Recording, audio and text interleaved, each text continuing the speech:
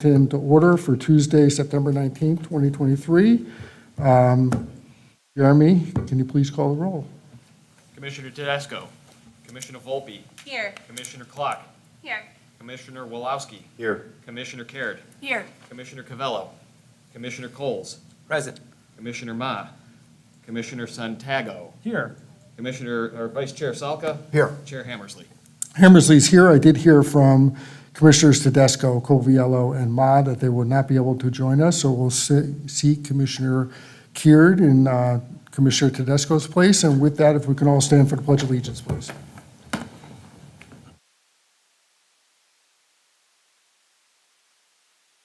United States of America, and to the republic for which it stands, one nation, under God, indivisible, with liberty and justice for all. Could all remain standing for a moment of silent reflection, please?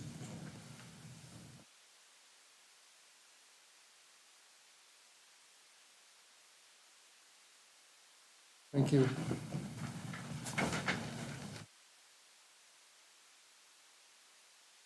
Looking for a motion to approve our minutes from our last meeting on September 5th, 2023.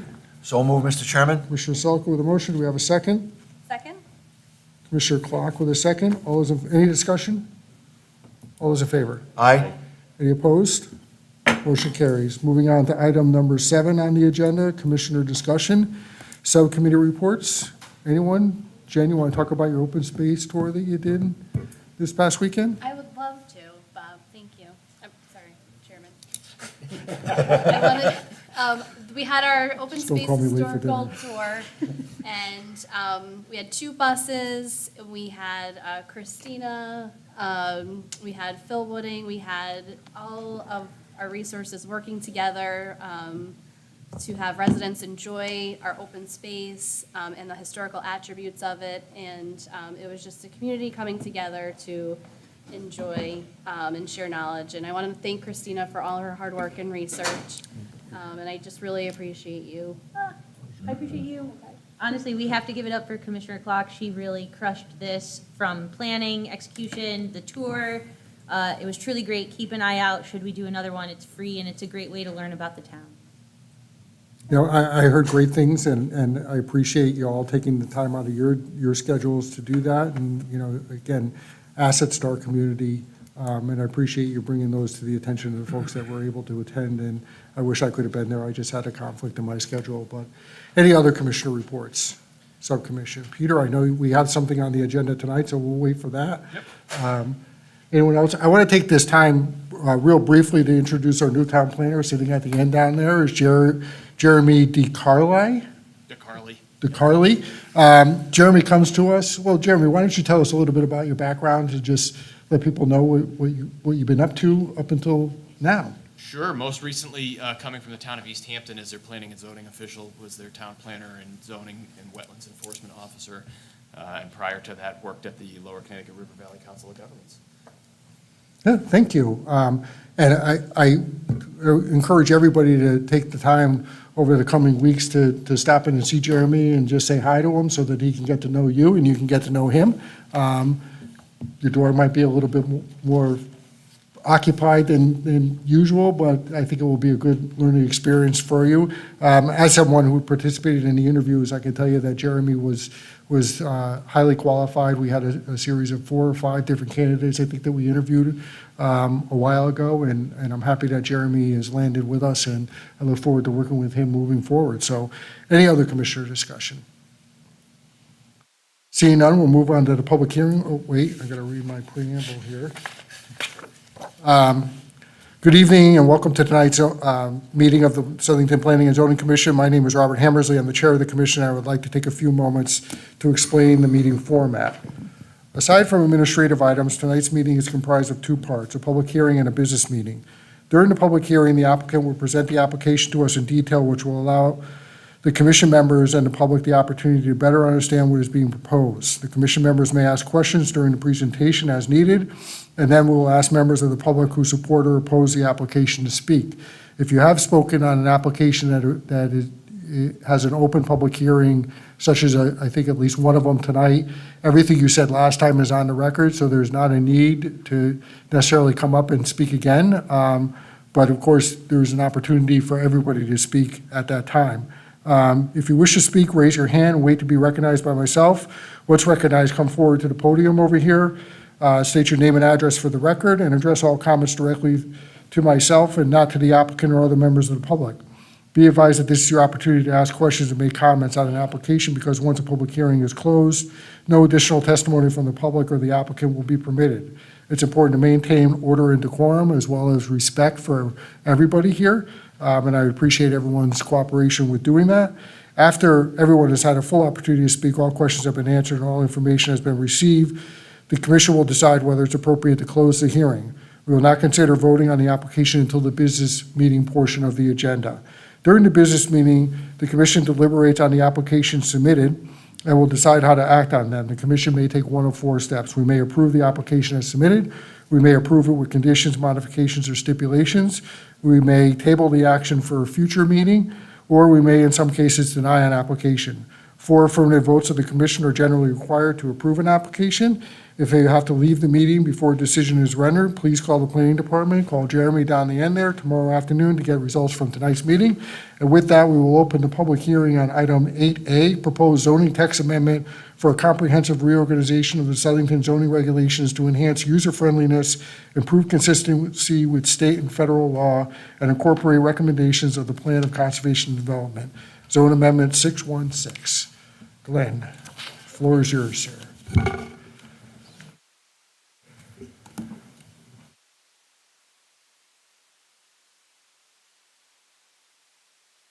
Mr. Chairman, members of the commission, Glenn Scholder from Planometrics. I've had the pleasure of working with the town on several projects, but over the course of the past year on updating the zoning regulations. I'm excited to be here tonight to present the regulations again to the commission and to the community as a whole. So this is an update of the regulations. The Planning and Zoning Commission was hoping to accomplish 3 things as a result of the regulations. The first of which was to reorganize the regulations to make them easier to use, and also make them modular so that the regulations can be more easily maintained over time with provisions in one place, if you will, so that things can be edited clearly. To clarify the regulations to make them easier to understand, so more plain speak, if you will, in the terminology, and then update some provisions to reflect current statutes and case law, and also to address some of the important issues that have come up over time. The process that we used was an initial outreach program where Planometrics undertook an audit of the regulations, spent some time working with local professionals, attorneys, applicants, and others to see the regulations through their eyes, get input and feedback from the commission in terms of things that you think work and didn't work in the regulations. We then started a process of internal staff review and discussion about how the regulations are used and the process that moves forward. And the main purpose of this section here was to identify issues in the regulations, which we categorized as type 1 and type 2 issues. And those have been cataloged and are available to the commission for possible future work. But our main purpose on this set of regulations moving forward was to reorganize and enhance the user-friendliness of the regulations.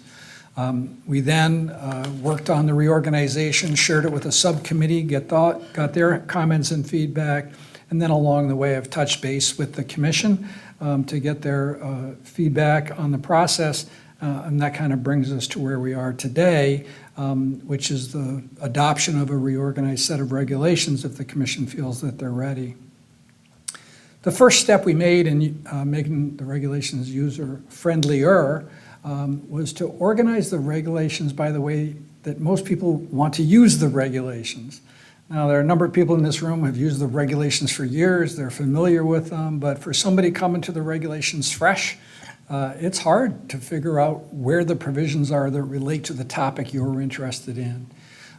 So I think that the idea here is, what is the information that people want from the regulations, and then organize it so they can find it. The quick study guide for people is there's 4 major sections in the regulations. If you're interested in zones or uses, that's in one section. Standards, another section. Standards are things like parking, lighting, erosion, sediment control, things like that. Procedures is what you need to do to get an approval for your development or project. And then basics are things like definitions, et cetera. As people start to think about this, experience has shown it's more intuitive, it's more explicit, and it also is going to help the commission maintain and update the regulations in the future. Just want to give you a quick overview of some of the major sections.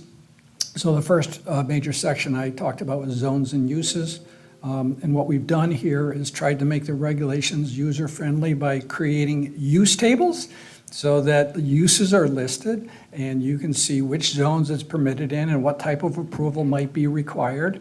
And then there's click links in the regulations too. So if it says you're allowed to have horses subject to this section, that section is a blue hyperlink. You can click on it in the regulations and it's going to take you right to the text you need.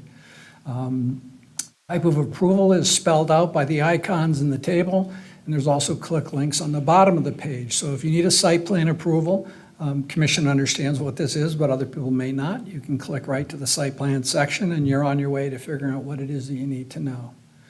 And also in the zoning districts, we clarified all the dimensional standards, put them in one place, business zones, residential zones, et cetera, again, to make it easier for people to find the information that they might be looking for, even at 2 o'clock in the morning, if that's what they're interested in doing. The second major section of the regulation is standards, as I pointed out. These are things like signs, parking and loading, stormwater management, lighting, landscaping, access management, and traffic issues, intersection visibility, pedestrian and bicycle accessibility, refuse management, erosion sediment control, and performance standards. These are the things that the commission would normally be looking for on an application that staff would be reviewing as part of their work. So these standards are in here, and again, readily accessible through click links, et cetera. For example, this slide image here was taken from the table of contents, and all of those entries are a click link and get you right to the section you're looking for. The third major section of the regulations is the procedures. As the commission knows, there's different types of procedures. There are zoning permits that staff works with. There's then site plans and special permits that come to the commission. There can be zone changes and text changes would also come to the commission, the Zoning Board of Appeals.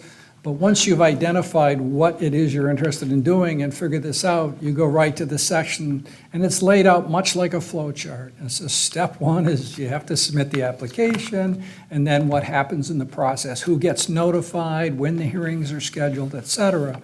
And again, I know that many professionals know this like the back of their hand, but there's 20,000 people in town who don't and until they need to come here. And so I think it'll help people in the community better understand the regulations and what we mean by the regulations. The fourth major section is really sort of regulatory basics. This is the stuff you're going to refer to if you need to. It includes things like the statutory authority to adopt the regulations, how they're going to be enforced, but it also contains a glossary. And the glossary defines the terms, and sometimes the terms are a little hard to grasp if you're not a zoning aficionado. So there are a couple of things that have happened here to try to make this more user-friendly. For example, over on the right-hand side of the slide, related terms are grouped together in the definition. And my classic example of this is that in zoning, one of our concepts that is often used is principal and accessory uses. Well, accessory shows up under A and principal shows up under P. It really makes much more sense if you put them together, read principal first, and then realize accessory is attached to that, and sort of a light bulb goes off in terms of many of the aspects in the regulations. And so that's what is on the right-hand side there. And there's also pictures to distinguish between a principal and accessory building, for example, or principal and accessory use. We've also added graphics to clarify how building height would be measured, and a number of other provisions in the regulations. As I mentioned earlier, for user friendliness, I don't think we've gone overboard with click links, but I think it's very well configured for the commission to use. On every page, on the center graphic, I guess we'll call it, every page has that color sidebar. Those identify the 10 major sections of the regulations. Click on any of those, boom, you're off to that section and you're off and running. There's a quick start guide at the inside front cover of the regulations that you can go to, and again, it'll quickly take you, based on a brief description of what's in each section, to find what you might be looking for. And as I indicated, again, click links within the regulation sections that will get you where you might want to be in the future. We've grouped related terms together, added pictures and diagrams and graphics throughout so that hopefully people will learn the use, how zoning terms are used, et cetera. So just to recap, our goals here were to reorganize the regulation to make them easier to use and more modular, clarify provisions to make them easier to understand so people know what they can do and have to do, if you will, and then update to reflect current statutes and case law. So tonight is the public hearing on the regulations. The commission is considering adopting this set of regulations, reorganized, and really it could be a foundation for moving forward in terms of future updates or tweaks that the commission may want to make. But the first step would be to have a good structure in the background for these provisions. And that's the intent moving forward. The purpose for a public hearing is to get public input and feedback and hopefully make the regulations even better still. So with that, Mr. Chairman, that's my summary, and back to you. Thanks, Glenn. And before I open it up to other commissioners' comments or questions, I'm gonna ask Peter, who chaired the subcommittee for us, to speak, and I'll just give some historical background on this topic. Was I remember roughly about 3 years ago, Peter and I having a conversation about the way that the regulations were formatted and how it's not the easiest thing to follow, and Peter had suggested that maybe we should look at reformatting them then, and I said, great, Peter, I got a job for you. And here we are a little bit later, and, you know, I commend Peter and his group that he got together. I know Caleb was a part of that. I think there might have been at least another couple of other members as well. I want to thank them for taking the time and providing the input to get us to this point. And Peter, why don't you say what you want to say? Yeah, thank you, Mr. Chair. So first be remiss to thank certainly Caleb Coles and Joe Coviello from the commission do this, but really the painstaking work, because it is going through every line of those hundreds of pages and looking at that. And so Mary Ellen, who was town planner before, Dave O'Valley, Alex was involved from a legal perspective, so we made sure we had our lawyer involved in all that, Lou Perillo, in regards to that, and of course Glenn and others who weighed in on that. It was actually before 3 years ago, so this started, I won't say how old I am, so years prior, where we said, gee, there's no historical way to know in our current set when something was updated. And so also online, we have a historical reference of when something happens, because you couldn't tell. And so we started then, and what I said, I remember telling Mr. Chair, just because it's online doesn't mean it's digital. It's just an online piece of paper. That doesn't do anything. And so it must be configured better. And as Glenn said, for the public and for new commissioners, I know when I got here some years ago, and you come here and you have no idea how things work. Well, the people don't know how things work either. And I think Glenn articulated that very correctly. So we made sure that they were simple to use flow charts. There are checklists for people to go through, and certainly a lot easier. And I think, Alex, you had your staff kind of go through as well to say, if you didn't know anything, what would you do? And, try to click it. And just for open, we've shared every single module that was updated with the commission as we went through, so it wasn't one big thing, here, read it. We've had it online for public consumption for the last 2.5 months, Caleb, I want to say, July-ish? At least. Something like that, so it's been there, so for people to go through, so we've been very transparent with all the things. And I think Glenn said it very well, that there were a lot of things that came up in discussion. Hey, wouldn't you do that? Wouldn't you want to do this? Well, we can't do that. Put that in a parking lot. Dave has Days Valley has a whole list of things that future commissions can go through and say, hey, why don't we tackle this, or why don't we add this, or whatever. But, the idea is to have a better framework going forward. So Joe's not here. Caleb, I don't know if you wanted to say anything as well. Sure, thank you. It really was, again, I can't say it enough, how much work staff and Glenn put into this thing. I mean, when we had our review meeting, so to speak, in our subcommittee, they were always ready. They brought us a ton of information to try to digest, unlock your iPhone. And it was really impressive, and I think that the investment that the town made in this project is certainly going to pay off in spades, not just now, but in the decades to come. And what we've done is we've made a very challenging document, something that's going to be able to be used now, and then as changes come into the future, we'll be able to find the right spot to put them so that 60 years from now, we're not finding us in a similar situation where things are kind of all over the place and we're flipping back and forth between a book that's, as big as my arms can reach, and hopefully this will be a lot more effective. So I think it's a great opportunity for the town, and I'm really excited about what we've done. Yeah, and I think, too, we've shown openness to ideas. I think actually the Quick Start Guide, I think, was Kat's idea. I think if not, I just gave you credit for something, but I think you brought that up. For that, I'll give you credit for that. And we asked everybody in public session, what do you want?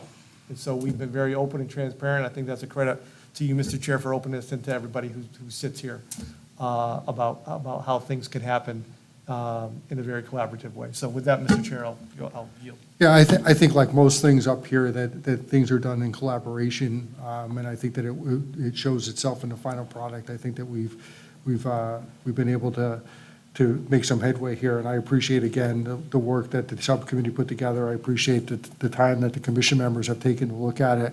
I'll appreciate the comments that we get from the public in a minute. But I do have a couple questions, Glenn, I just want to go through real quick, and then we'll open it up to other commission members as well. You ready? So there are a couple portions of the regulations that were modified to meet state statute or state mandates, low-impact development, for example. Also, the procedures piece, I think, was modified to meet them. I won't call them significant changes, but I'll give you an opportunity to just talk to those and just let us know what you did and why you did it. Yep. Well, I think one of the things I'd like to start off with is that there were several provisions in the regulations, technical standards and other stuff that were actually in specific zoning districts. So in fact, we had standards for access management in one district, but not in another, or refuse management in one, but not in another. So what we tried to do was to create a situation where we would, again, collect these standards together and provide the foundation and basis for moving forward. So as part of that, we did find some redundancies and kind of cleaned those up so that we didn't have conflicting things. So that was just one thing I wanted to bring out on the table. As the commission is probably aware of Public Act 2129, it changed the zoning, purposes and statutory authorizations. So there are certain elements related to those provisions that we tweaked in the regulations. Those were requirements. Court cases having to do with decision timeframes and notification provisions to other entities. We started off trying to work within the regulations you had today in terms of procedures and add the statutory stuff in. It got to the point, it got so complicated, we said, well, we need a sort of a fresh start, and then worked with what the statute said and brought specific things from Southington into that framework. LID, low-impact development, is a new philosophy about how municipalities and others should be dealing with stormwater drainage. So why it's called low-impact development, maybe it should be low-impact drainage, but the basic idea was we had some provisions in place in some of the zoning districts, but not all. The federal government has what they call MS4 permits, which go through the state and require the towns to implement and demonstrate that they've implemented certain things. So we updated the LID standards to address the current state-of-the-art and Connecticut's stormwater quality manual. So those are the nature of the things that were more substantive in nature, to really not have situations where we're going to reorganize and then deal with some of those major issues. I think it gave us a good opportunity to address those and bring them more up to date where we had to. You brought up Public Act 21-29. I think that there were two components of that Public Act. One had to do with ADUs, one had to do with or recreational marijuana dispensaries. I assume that neither of those were worked in here, given the action that this My commission understanding is took. the town opted out on Town those. opted out and of I- both of those. Yeah, the town opted out, and we've honored what the town did there, so there's. Okay. The two other things, one has to do with chickens, which you and I have had sidebars about. There was a change made oversight or whatever to section 3-01.31B, which had to do with the limit. I think that the limit changed from 12 to 6, if I'm remembering Something correctly. like that, yeah. You brought it to my attention, I brought that to your attention. So I just want to point that one out just for everybody else. The other one had to do with, has to do with horses, and I'm looking at the definition section of our current regulations 2-01A, which stipulates or requires a minimum of 3 acres for up to 2 horses to be stabled. So I just want to make sure that requirement wasn't modified or altered in any way. So, Mr. Chairman, I have to go back and look at my book on the horses to be stabled, and I believe the 3-acre requirement still remains. Okay. The issue on chickens was a scenario where we felt that the chicken regulations could merit reevaluation by the commission. Currently, if a parent was to buy their child a chick for Easter, that's a zoning violation. And that anything up to 12 chickens needs a permit from the Zoning Board of Appeals. And we felt that, there might be a scenario or situation where backyard chickens, under strict guidelines in terms of setbacks and coops and the other stuff, that up to 6 could be permitted without a zoning permit, and anything else after that would go to ZBA. So that was proposed by staff through the subcommittee. We had some discussion and decided to kick it over to the commission for your discussion. That's the way the regulations currently are, written at the moment. The commission doesn't want to make that change. I think that's quite straightforward to move that back to the current provisions and limitations, and then the commission at some time in the future can evaluate the chicken issue. Okay, and I've been very clear, I think, that I didn't want to see any substantive changes being done to the zoning regulations as part of this process. If we want to deal with that, my thought and my directive has always been that we'll do that separate of this. This was more of a reformatting to make it more user-friendly and to make it more consistent with state statute that's passed. Since the last time I had the regulations revised was on June 25th, 2022. Now, that could have been just one small section, but that's the last revision that was done to the zoning regulations, so it's been about a year and a half almost since we last revised them, and I appreciate the effort that was made. I just want to make sure that there, what I consider substantive changes, like the two that I just outlined, that those don't, it would be my plea to the commission that those don't get accepted here and that we revert back to what they were. If we want to change those sometime in the future, by all means, we have the ability to do that, and we can have that conversation, but I didn't think that this was the place to do it. That's And fine. frankly, with regards to chickens, that's really a ZBA issue, and I don't think that they've opined on this either, and I don't think that that's fair to keep them out of it, because we really don't get involved in permitting chickens or not. It's a special exception that ZBA does. Is that correct, Jeremy, from what you know? Right? Okay. Any other questions, comments, concerns, issues that members of the commission would like to bring up? Okay, Glenn, we're going to open it up to the public. See Enough if- with chickens. Yeah. Thank you. Any member of the public who'd like to speak to the proposed changes to the zoning regulations, please come forward at this time.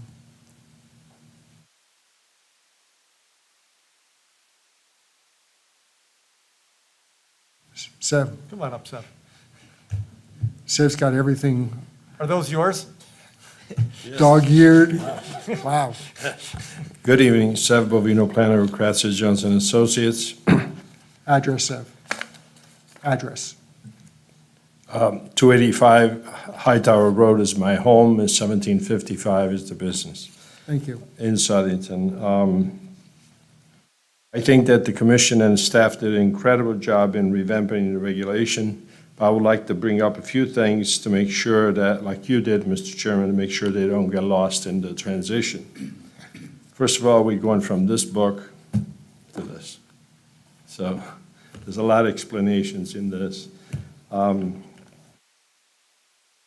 40-pound paper to print or something is pretty big. One other thing is I would like the staff and the commission to make sure that the industrial zone sidewalk issue, which is optional in industrial zone, I-2 zone, in I-1 zone, is maintained, where it's not something that's mandated to have it. The other thing in I-2 zone, in 2021, we did a few text amendments that relate to the I-2 zone with public sewer and water. In that situation, the lot area can be changed from 80,000 down to 20,000. Side yards get reduced, buffer can be reduced, front yard can be reduced down to 30. So that's very important for the industrial zone. Also, in the business zone, access easements, as you know, they've been controversial over time, a little bit controversial. I want to make sure, the language is pretty linear. Maybe you want to have a little bit more discretion, maybe more clarity. It says a 20-foot easement needs to be provided. And it's good that we keep it flexible so that the commission and the staff can say, we want this access 100 feet back, 60 feet back, as it works with the layout, versus saying 60 feet back, that's it. So if you could put some language in there that gives some flexibility. The other thing I noticed in the language that says if the neighbor decides to build this driveway to connect it to property, both property owners have to eliminate the main driveway at the street. I don't think that's going to go over very well. So if I have a property on West Street and we connecting 2 or 3 properties, all of a sudden I have to eliminate my main driveway. That doesn't sound right. I like to see an index at the end of the regulation, like it's in the current regulation. If you go to the end and you look up projections, so it tells you the page, projection page 103, and right away you find the information. So an index at the end, in addition to all the nice things that were done. In the building height section that Glenn put up on the screen, I would like to see included a 2.5-story sample, not just a 1-story or 2-story, 2.5-story, because we have cases where we've been able to accomplish a 2.5-story where the lower level gets used. And I'll give you a couple of examples. One is the hotel on West Street that was done a few years back, the Residence Inn. That one toward the highway is a 3-story approach, but the front is a 2-story. And the way the grades go down, you're able to do that based on the regulations. So we want to make sure that that's maintained, and an example should be shown on the graphics. Also, the Yukon building that was recently built by Lovely Development on West Street, that has, the rear of the building has a walkout where the lower level is used for office space. And lastly, on the tabs, the writing on the tabs that I see, they're written sideways. So you got to kind of do this to read them. Can they be adjusted to read parallel to the page? You know, I see there's quite a bit of room there where they can be adjusted. That's the end of my presentation. Otherwise, there was a lot of work, as I said, and we thank you. So Seth, can I just ask you a question? You brought up a half dozen different items there. Are any of those substantive changes to the regulations or No, modifications to these the are regulations? repeats. They are on the current regulation, they should be in the new one. You want to make sure that it's maintained? That's right. I want to make sure they don't get lost in the Right, transition. okay. If the staff wants a list of those with the sections, I could provide that. Yeah, I was just a little bit confused because at some points it sounded like you were trying to adjust the regulation for something else. I just want to make sure that that wasn't the case, and No. I'm glad that you answered the way that you did, so. The only one I want you to look at is the easement issue, because the language would be totally different. It reaches the same goal. Right now, it says an easement 20 by 60, and it was intended to be an easement from the street in on the side yard. As you know, that hasn't worked. It's worked much better if you put an easement, whatever works on the property to connect side property lines. Okay, okay. Thanks, Seb. As always. Seb. Oh, sorry, Seb. Seb, Peter. So did you print out the current thing, This is the current regulation. the ones we have now? Yes. You didn't go in there, print out the ones we are proposing, right? Yeah, these are the current ones. And those are the ones we're Those are the proposing? new ones. You do get, they're designed to be online, right? No, I know. Okay. But I like to You're not check. supposed to have I like paper. to check each page and make notes. She likes paper, You though. you do get, it's there Yes, to yeah, click it, that sort of thing, No, right? I know. So, okay. But I like to make notes as I go You like paper, I get it. Okay. 320 pages. All right, okay, Linda Mufflin is proud, so that's fine. they like the paper use. Yeah, that's fine. Any other member of the public who'd like to speak at this time on this proposed zoning revision, regulation revision? Steve, I see you chomping at the bit back there. Come on up. I'm not as well versed as Seb is, I'll admit. Steve None of Judas, us are. of the Office of Harry Colton, son, 876 South Main Street in Plantsville. I've seen Glenn's work in the past, and he does a very good job of organizing things, making things easier to find. And what I've seen tonight is actually a step further in organizing the regulations. So I agree with Seb, there are things that we don't want to lose, but it sounds like generally we're just organizing, and that's really where I think we are, and I'm in support of that. So thank you for the efforts for the committee, Glenn, the staff. We appreciate it. Thanks, And Steve. I, like Sev, print them out as well. Do what you do.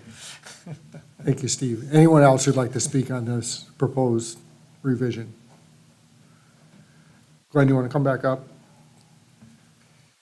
So, pretty easy. I mean, Sev laid out a couple things, so, Didn't get them all. yeah. So just, if I can just recap, Mr. Chairman, I did look through the, as you pointed out, the chicken language was changed. This is on page 72, section 5A2. And then you also asked a follow-up question about horses. I believe the horse language is the same as in the current regulations. That's also on page 72, section 5A2. So those I got. I started trying to keep up with Seb, and I did my best, but I know I missed a bunch. So what I'd like to ask, if we could request that Seb just, or we'll go through the minutes or the recording for tonight's meeting and just get it all down. I'd like to be able to respond to you and to Seb at the next meeting that says, okay. Okay. I think Seb's long-standing familiarity with the regulations, I can't put my hands on the text as quickly as I was going, but I'd like to be able to stand here before you and before Seb and say, yeah, that's in there, or no, it's not, or it was changed because. So I think I'd need a little bit more time on that. So I think, and what I thought in my head, and let me know, members of the commission, if you're okay with this, is that we'll leave the public hearing open on this. Seb, if you can provide Glenn, and maybe through Peter, provide Glenn with a list of what you spoke to, and, or even, Go through Jeremy and go through staff. Jeremy. And, you know, Glenn, in the next 2 weeks, if you could take a look at those and. As soon as I get it. Do your notes, and then we'll see you in 2 weeks, and we'll see where we are on those. Does that sound doable? That's Is the perfect. commission okay with that approach? Yes. No objection? Okay. Since this is a public hearing, Mr. Chairman, the other thing I want to point out, uniquely, given Southington's location, referrals were made to 3 council of governments. This is again, on the flow charts, if you Yep. will, for tax changes, et cetera. And positive referrals came back from all three adjacent regions. So I think we've covered the bases in terms of the technical aspects of a regulation change. And I'd be happy to put that information together for the commission and see you at your next meeting. Yeah, I was going to, thank you for pointing that out. I was going to bring that to the attention, just to put it on the record as well, that we did receive the referrals from those three cogs in the affirmative. So I appreciate that. Unless there's anything else, we'll table this for now and we'll move on to the next one. Anyone have anything?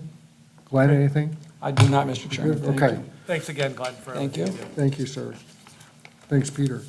Okay, moving on to item 8B, Kurt Hoyest, petition to change the zoning district boundary from R2025 and to an I2 zone. Property located at 322 Lazy Lane, zone change 576. This public hearing was started at our last meeting. We left it open.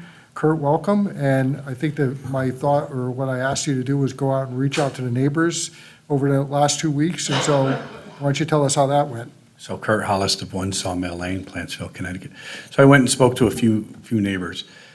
Obviously, what I stated before, that I understand wholeheartedly that nobody wants an I2 zone next to their house. So the people I talked to obviously said they don't want an I2 zone next to their house. Like I stated before, this is a presentation of, does planning and zoning want to change this for the future tax revenue of the town, or does it not? There's no way I can come here and say that people are supportive that live next to an I2 zone that was once residential. I can't state that I received, I'm going to guess somewhere 50, 60 calls from people who don't live next to the I2 zone that would be greatly in favor of this because of the potential tax revenue to support the town with the expenditures that we're spending. For example, a $17 million library, taxes went up. The issue is I plan my business for the future. I've planned my entire life for the future. I present this for the future of Southington. I understand if you deny it because of the people that don't want it, that live near there.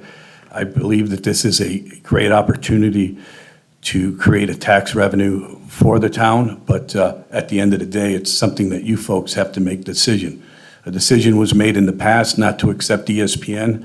That was a huge tax revenue that went somewhere else, and that's a decision that you folks, every action has a reaction which creates heat, like I've just stated. So people, if you change this, are going to create heat and not like you, but in the long run, is it the best thing for the town or not? And that's something that you folks have to decide. But nobody's going to sit there and say, yay, rah, rah, let's change the piece of property next to my house to an industrial piece of property. Let's be honest. The issue is that it was brought up about traffic for another business. At this current time, I can honestly say there is no guarantee what would occur on that property. Futuristically, my plans would reduce massive traffic in the area if it went forward. But there's no guarantee what my thoughts are would ever come to fruition. So I can't sit here and say I want to do this and it will stop traffic in the area. But there's a chance that it would, and there's a chance that it won't. And again, I come to you, once this house is on that, there's no chance of doing that. So I do own Curtis Street. If my business does grow, I will leave that property. I will go around the block and I will go into Curtis Street. If I own this, there's no need to drive around the block and go into Curtis Street. So there's a lot of things, and like I said, I thought that maybe you folks sit with staff, you have a new planner, you sit down and we go through, I notice a public hearing, and you have their input and you have your economic input and stuff like that. Obviously, the issue is people aren't going to come out and speak against or for things because then they have to see the neighbors that are going to be affected. Nobody wants to affect anyone. I feel bad if I would affect someone, but I have to look at the long-term viability of the town with the tax base. I plan ahead, and if I'm not there, then I'm not there. If you guys don't think that we need it, then we don't need it. But that's the presentation, is that if long-term I have that piece of property, the business grows, and what could go there goes there, it reduces the truck traffic out of our facility. It's not going to reduce or gain. Me buying that, changing to I-2 does not change how many trucks come and go into my current facility. It just changes how many trucks leave my facility. And that's something that you folks have to decide. I know that these people are here. I respect them for coming. I respect them for saying they don't want it near their house. But again, it's a decision when you plan futuristically. Someone's going to get hurt, and I apologize that someone will get hurt. But long-term, I think the community wins. But it's in your hands now. It's again, nobody said, Kurt, yes, please put that I-2 piece of property next to mine. Okay. Thank you, sir. Any questions for members of the commission? Caleb? Hi, thank you. So this kind of happened last time too, and I was really hoping to hear some detail on what the plan was. And, you know, you're kind of saying that how it will improve some truck traffic, but without something tangible to look at, I'm anxious about the application and to change anything with really just, with no idea. I was hoping for more. I was hoping for something that I can dig my teeth into to understand what the use is going to be like there. So if I came to you with a use today and presented it, and you liked that use, and it never came to fruition, I would have lied to you. I have no reason ever to lie or mislead anybody in my life.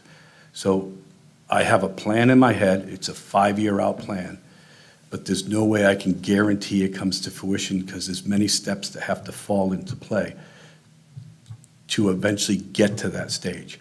So if something happens to me, I'm going to be honest, in the next 5 years, like we all know, that it's an I-2 piece, like people brought up, it could be, that whole process could be changed. So I don't have something on a piece of paper that I could present you today and say, if I do this facility, we're going to eliminate the truck traffic today, because it has to go through many steps. The business has to grow to get to the point where then this facility would go in. So the first thing I have to do is expand, like people brought up, and they went through this big equipment list that we'd be buying and being taxed by the town on the subsequent piece next to it. But that has to grow and build to then go to the next step. This is a plan. I plan, when we start any business, we plan, we think ahead, and we make steps for the future. And that's what I consider planning, not reaction on today occurred or something like that. So I apologize that I can't put a nice print on the TV and say that this is what we're going to do, because it's volatile, it's going to change, and it depends on all kind of conditions, the DEP, the EPA, all kind of things that play into it, that does this come to fruition or not, and I can't guarantee it. So I'd be lying to the public if I said this is what we're going to do, but there is something in the back of my head, that the end goal, and if the committee decides not to take that risk, that something better could come, I respect that. I know that I-2 would be better for the community. I know it would be worse for these people here, and I apologize for that. But if you plan for the future, every type of development somebody doesn't want. You put a house next to somebody that had woods, they don't want the house. You put a Walmart in, or a Kmart, or a Lowe's, Home Depot, there's always going to be someone who doesn't want it. You have to sit there and say, for the masses, what's the best? And I present something's going to happen. The 2 individuals who owned the property passed away. It went through probate. It's under deposit. There will be 4 options that occurred, like I brought up last time. We could change it to I-2. We could put elderly housing. We could put low-income housing, or if the town wants to buy the development rights, they could divide it. We'll leave it woods. But I think what I offered was the best for all, not all, most. And these people, I feel bad for them. It's not the best for them. And that's why you guys are here, to either make that decision to protect them or to protect the interests of the other 39,000 individuals. And whatever you decide, you decide. But if I told you I was going to do X, Y, Z, and it doesn't come to fruition, I'd be lying. I don't need to lie to anybody. You know what I mean? A couple of the people said, we invited them to meetings. So anything we do, I don't know if Mr. Hamsley received a letter, but whenever we do anything with my transfer station, letters go out to every council person. They go out to the town attorney, they go out to the town planner, and they go out to your town manager. So we don't hide behind anything. There's a letter inviting them to a meeting that we post, and if you come or not, I can't chase you down and make you come to the meetings, but we're obligated by the DEP to have meetings, and we have them. And some come and some don't. And then when they don't come, they come here and complain that you guys didn't do anything. Well, they were all invited to that meeting. And like I said, here's an option that I feel bad for the people who live there, and this is a hard decision that you folks have to make. Do you look at an economic growth for the community that supports the spending that we do? Or do we go to houses? And at the end of the Right, day, and- whatever and you I get choose that, is you through you, choose. Mr. Chair, if I could. But, so you did kind of also mention that, if things don't work out, so now today, in 2023, we change this to I-2. Yeah. And say the five-year plan doesn't work out, and that parcel's no longer something that you would want to include in your long-term business plan. It's now an I-2, and now anybody can go in there, now maybe you want to sell off because you're looking for the asset, or whatever the case may be, and that's in the future. Yep. But somebody wants to go in there now in an I-2 zone and do a lot of different things with that the I-2 will afford them to do. We also have to include that risk Of course. into Of course, this. So yes. we're, as much as as altruistic as you want to be on how you're working on this project and what your five-year plan is, that's a risk we have to take that's going to be in the benefit of the town. But we also have to think, well, now we have this, and if it doesn't work out, something else could, which is less than what we want, even more than these people are concerned with. So those are, and I don't want to get too, I hear you, and I hear you 100%. We're not in the business Hey, of. Caleb, Yes, sir. Caleb, can I just interrupt you for a Yes, sir. second? This is a public hearing portion. This is not a place for any member of the commission to state an opinion about the application. It's to gain additional information needed to make a decision. That part of the process comes, as you know, in the business part of the meeting. So I'm just going to ask, if you have a question, please ask the applicant the question. I don't think it's appropriate to talk about the application at this time for anybody up here. Absolutely. Thank you, Mr. Chair. No, I think he answered my questions. Okay, thank you. Any other member of the commission have any questions for the applicant? Seeing none, Kurt, take a seat. We're going to open it up to the public, and we'll invite you back up after that. If there's anyone here who would like to speak in favor of the application, please come forward. I'm just going to say this, before you speak, Steve, I'm just going to say this. I said this earlier. If you spoke 2 weeks ago, that's on the record. If you wrote a letter, that's on the record. There's no need to reiterate what you said 2 weeks ago. Of course, if you want to do that, you could do that. I'm just trying to be courteous to everybody in the audience tonight so that they're not here listening to something that maybe they listened to 2 weeks ago. But it's open to everybody. And Steve, we didn't see you 2 weeks ago. I haven't seen you in a while. You're looking great. Go ahead, share your thoughts with us. I've been enjoying Manchester and Vernon and all these other communities, but I'm happy to be back here in Well, Southington. For the record, The again, best of any of those. for the record. Stephen, you did say Harry Cole and Son, 876 South Main Street in Plantsville. I think it was as the commission knows, with the zone change, it's really open. I think that, when you consider this, you have to consider what all the I-2 possibilities are. Regardless of what the applicant may propose or want, you still have to know that those things may not come to fruition, and in the future, it may be something else. Or there may be an applicant that comes back and wants to change it to residential. I will tell you that never happens. We never get to change industrial back to residential or into residential one way or the other.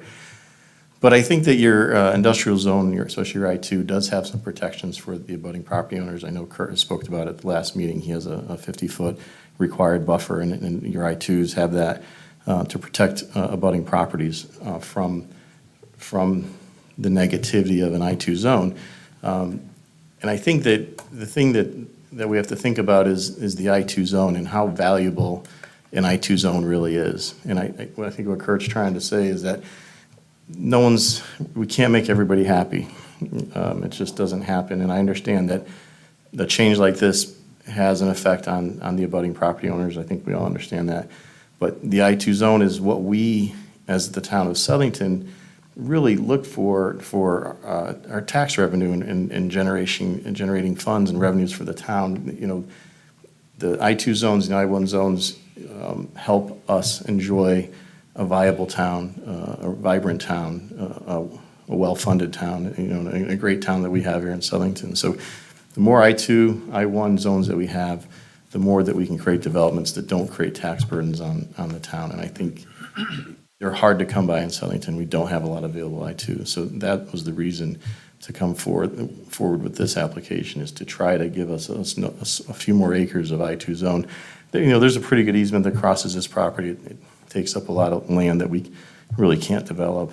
But there is area that could be expanded from Kurt's operation or a new operation. And we just think that overall, in the big picture, it is better for the town of Southington to have this as an I2 zone. So that's my 2 cents. You guys are in the hot seat. You have to make the tough decisions, so I'll just sit down with As that. always, Steve, it's good to hear from you, and I appreciate your comments. Thank you for your time tonight. Thank you. Anyone else who'd like to testify in favor of this application at this time? Come on up.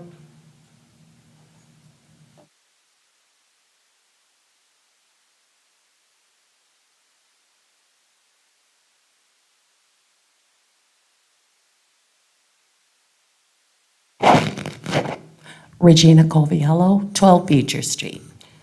I'm in favor of this for the taxes. I think it is a benefit. And again, if I was living there, I might feel different. I was born and raised here, and I watched this town turn from a farm town where I could pet the horses next door to, crazy town. So I feel that this should be passed. You should consider this. The taxes would be there. Done it for everybody else all these years. And either way, something's going to be done there. And actually, either way, I'll be happy, to tell you the truth. If there's elderly housing and that, I'd be happy with that. But I think the taxes, we could use the tax break on that. Thank you. Okay, thanks for coming out. Anyone else who'd like to testify in favor of the application at this time? Going twice. Open it up to anyone who'd like to testify in opposition to the application. Come on up, ma'am.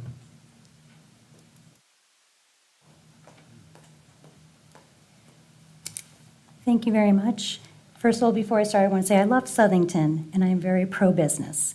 My name is Janelle DeSetti. I live at 56 Riverside Court. Thank you for letting me speak tonight. I was dismayed to read in the Citizen this past weekend about the situation on Lazy Lane. This is because we in our neighborhood are going through a similar situation with the same local business. I'm here to give a perspective of what has happened to us that lends itself to the situation on Lazy Lane. The property at 136 Curtis Street is a large parcel zoned I2, surrounded by residential properties. A few years ago, the property went up for sale. There were 2 final potential buyers, a developer who wanted a zone change for residential to build senior citizen housing, and an industrial buyer who would keep the I2 designation. The industrial buyer proposed putting buildings on the lot so local industrial businesses could have a place to run their businesses and store their vehicles and equipment. The town decided to keep the I2 designation based on the buyer's plan to put up buildings and have a place to house local industrial businesses and support businesses in town. The sale was finalized sometime within the past year. The new owner, who turns out to be HQ, immediately started bringing in trees. We in the neighborhood thought they were going to be planting the trees as a buffer between the residents and the I2 property. The trees were never planted. The trees are being sold. They are part of a burgeoning retail business for landscaping trees, landscaping rocks, and now mums, all just mere feet from the street. Janelle? Yes. I'm going to interrupt you here because I want to make sure you're talking to this application. We're all Oh, yeah. we're all familiar with 136 Curtis Street Yep. intimately because we've had I that, think we've this had is that piece of important property in information. front of us. I think this But- is important But the selling of information. trees or mums does not really pertain to this application. It So does. let's- May I let's finish? Let's please try to stay focused on the I'm application in front of focused. us. I'm focused. They already have signs ready to advertise for Christmas trees and pumpkins as well. I spoke to Kurt Hollis Jr. on the phone, who acknowledged to me he knows it's not a retail zone, and he briefly had them take down their signs. A letter was sent to the town, from the town to the property owners to stop the retail activity, because it's an I2, not a retail, and remove their signs from telephone poles, which are all over the neighborhood and beyond. And they have not stopped. We're currently in the 2-week holding period. So, this is my point. The owners are in violation of the use according to the I2 designation and knows it and is not stopping. They convinced this board that they were going to support many local businesses. Instead, they are just serving themselves. And while I certainly cannot predict how they're going to use the property on Lazy Lane, I can tell you what's going on Curtis Street. And I think that's pertinent. Okay, thank you. Thank you. Yep. Any questions of Janelle?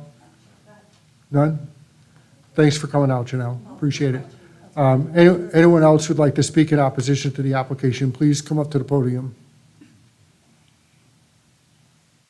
Man, we'll get you up next, all right?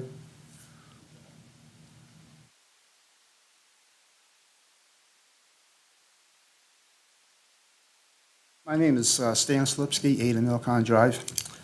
I definitely oppose the applicant. First, I guess my first question is, I didn't think the commission's job was to make tax money. I think you're there to protect the planning and zoning and protect the residents, the safety, the well-being of us. Not look for businesses to take over businesses or property to make money. Okay? If you want to do that, then change all the residential areas in Sullivan and make it all I-2 and make us move someplace else. Then he'll be all over the place. If that's what you want to do, make a lot of money, but nobody will live here. So what do you want to do? Make money or have people live here? It's a big question for you, okay? Now, getting it back to the applicant, Curtis Street, okay?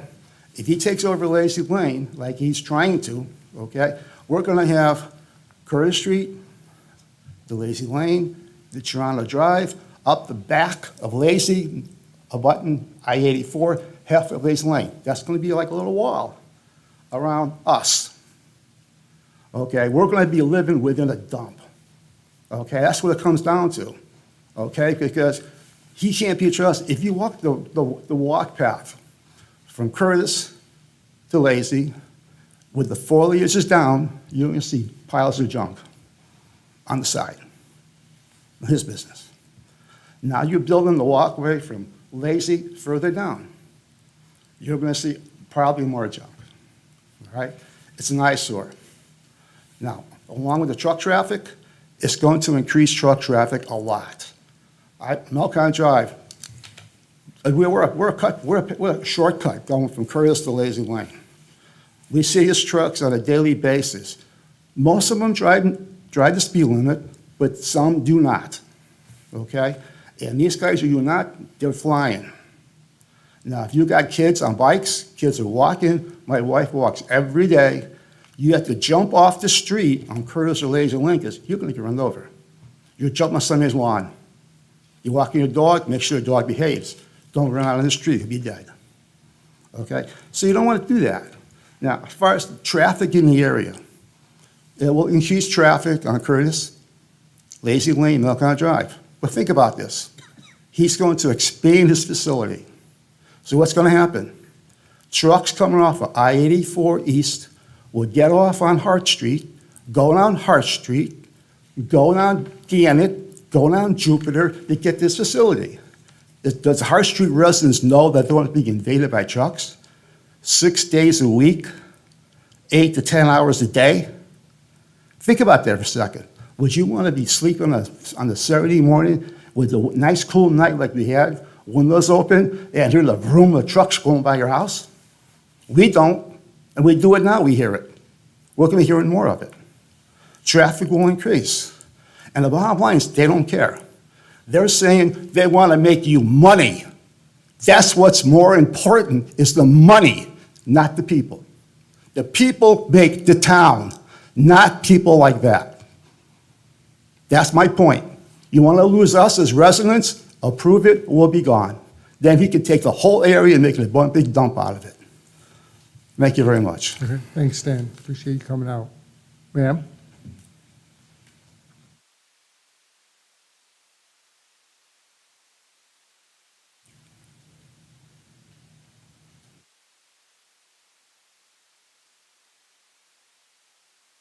Michelle Allaire from 228 Lazy Lane.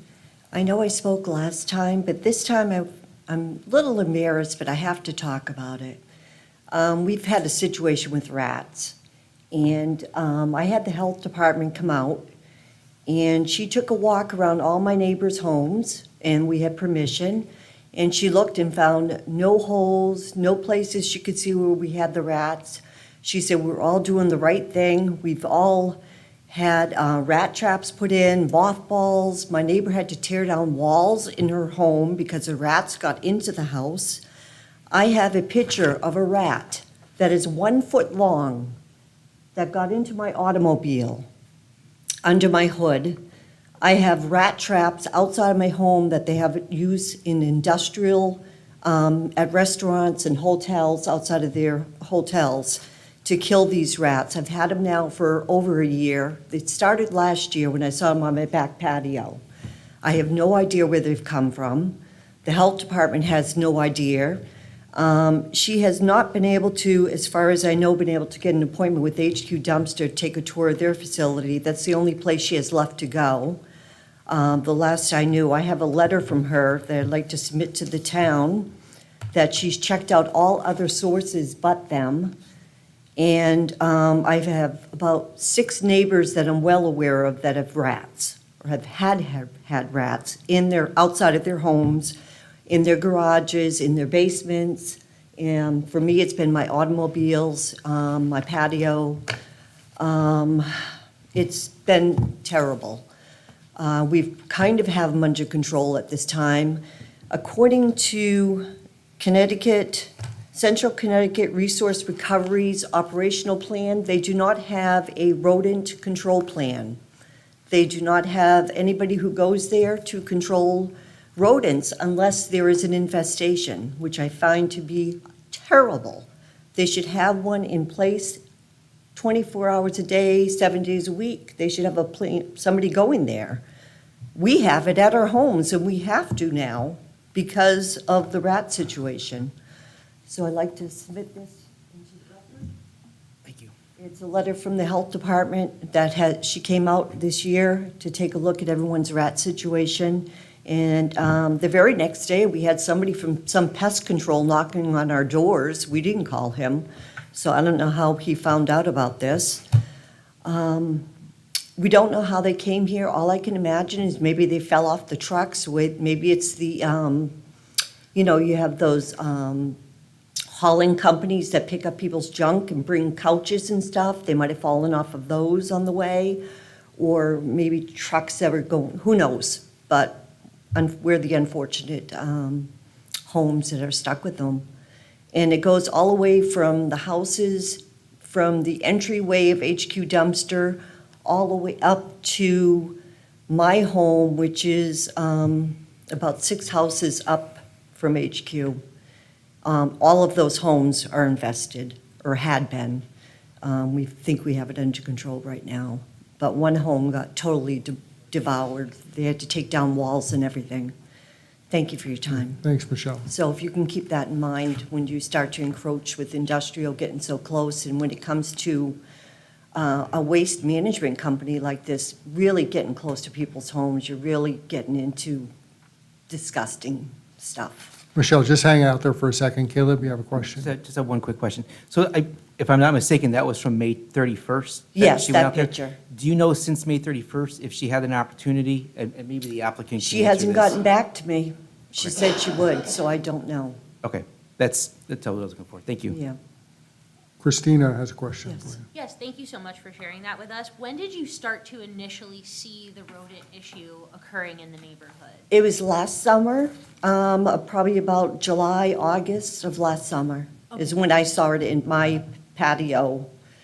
I thought I was like, what the heck is that? Terrifying. Yeah, I can imagine. Yeah, and then I started, our friend in Vermont's an exterminator and gave us those big industrial traps. And then I saw that all the stuff was like gone real quick, and I opened up under my hood, and they built a huge nest under my hood of my car and tucked everything. They tore all the roof of my hood out and took everything from the roof of my hood out and tucked it all in my car, and I had a big, huge rat nest under the hood of my car. Thank you for that. Thank you, All Mr. set? Chair. Okay. Anyone else who'd like to speak in opposition to the application? Come on up, ma'am.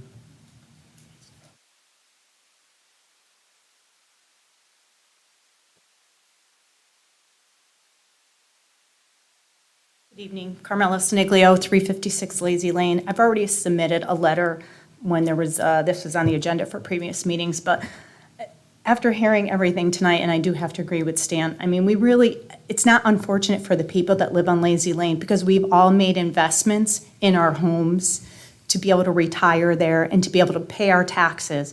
So yes, we want the businesses to grow, but there has to be other opportunities. And the impact to people that are trying to retire on Lazy Lane, it's just not fair, right? It's not fair to the individuals. We want to invest in our town. We're here. We enjoy everything here, but we have to take into consideration people's livelihood. They've invested. There's people that have bought homes in foreclosure on Lazy Lane and invested a tremendous amount of money. And now to have this happen in their backyard. I plan to retire in Southington. I would like to, but if this gets approved, it's very disheartening. It truly is disheartening. And I hope you guys take into consideration the people that live in that neighborhood. Again, I know that they feel badly for the people there, but you have to realize we've invested our livelihoods and our financial futures in that neighborhood. Thank you. Thanks, Carmela. Appreciate you coming out. Anyone else who'd like to testify? Come on up. Good evening, Yadira Gonzalez at 384 Lazy Lane. And I did speak a couple weeks ago, but I do have a bit of a question this time, and it's mainly for your consideration, right? So there are still no plans for this potential business. So why are we being inconvenienced yet again with more hearings for a potential what-if, potential income? This is an impact to the community that we're constantly having to come here and debate the same things. We don't know. He doesn't even know what he's going to put in there. So why inconvenience this nice community for a potential what if? So I do oppose it, especially for that reason as well. Okay. And along with what I've already stated 2 weeks ago.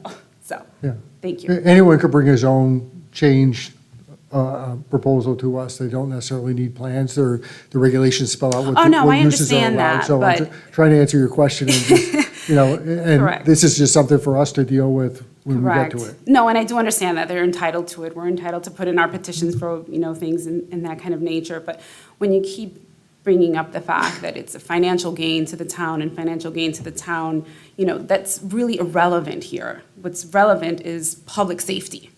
And our safety is in question. And it will continue to be so long as this business tries to keep expanding or do whatever it is they're trying to do in their property. Thank you. Okay, thank you. Anyone else who'd like to testify on this application? Seeing none. Kurt, you want to come back up? So we've had some people talk about truck traffic. I mean, this is stuff that we talked about a couple of weeks ago. Rats, that type of stuff. Anything you want to add? I'll discuss the rat situation. So we do put mouse and rat trap stuff out to prevent. If the health board ever called, I would gladly bring them through my facility because I personally have never seen a rat there, but we do have mice. I'm not going to state that we don't have mice. There are mice. But chickens bring rats. So there are chickens in that neighborhood, and chickens bring rats. Everybody that has chickens has rats. Anyone who tells you they have 12 chickens and don't have rats, I would love to see that. Because rats know where chickens are, they find the grain and they come. So if Michelle has somebody that has chickens near them, that's where the rats are coming. They're not coming from my facility all the way to her house. But listen, if they were coming, I would gladly do something for her. I'm not here to hurt anybody. The issue is that I represent a business that has a plan. So to go after the last lady about, I don't have the plan yet, but the business grows. It's like a community grows. You should be buying space so that if you need to put on a school or something like that.